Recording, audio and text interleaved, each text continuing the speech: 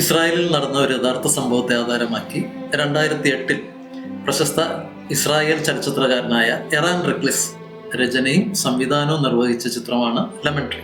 Palestine Israel അതിർത്തിയോട് ചേർന്ന പൈതൃകമായി ലഭിച്ച സ്ഥലത്ത് വർഷങ്ങളായിട്ട് നാരങ്ങ കൃഷി ചെയ്തു വരികയാണ് പലസ്തീൻകാരിയും വിധവയുമായ സൽമ.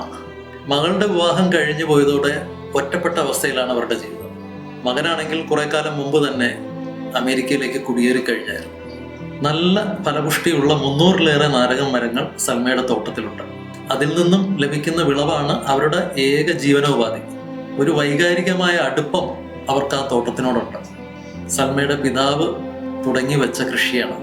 സൽമയുടെ പിതാവിന്റെ കാലം മുതൽ നാരകത്തോട്ടത്തിൽ സഹായിയായിട്ട് നിൽക്കുന്ന അബൂ ഹസൻ എന്നൊരു വൃദ്ധനുണ്ട്. അയാൾ മാത്രമാണ് സൽമയ്ക്ക് അവിടെ ഒരു സഹായിയായിട്ടുള്ളത്. അങ്ങനെ ഇരിക്കെ ഒരു ദിവസം ഇസ്രായേലിലെ പ്രതിരോധ മന്ത്രി സൽമയുടെ ഈ നാരകത്തോട്ടത്തിന് തൊട്ടടുത്തുള്ള അയാളുടെ പുതിയ വീട്ടിലേക്ക് താമസം മാറിയെത്തുക. സൽമയുടെ ഈ പടർന്നു പന്തലിച്ച നാരകമരങ്ങൾ കണ്ടിട്ട് അവിടെ തീവ്രവാദികൾ ഒളിച്ചിരിക്കാൻ സാധ്യതയുണ്ടെന്ന നിഗമനത്തിൽ മന്ത്രിയുടെ സുരക്ഷാ ഉദ്യോഗസ്ഥർ എത്തിച്ചേർന്നു. അവരതിനൊരു പരിഹാരവും നിർദ്ദേശിച്ചു. സൽമയ്ക്ക് ഒരു നഷ്ടപരിഹാരം കൊടുത്തിട്ട് ആ നാരകത്തോട്ടം വെട്ടിക്കളയാനായിട്ട് അവരൊരു തീരുമാനമെടുക്കും.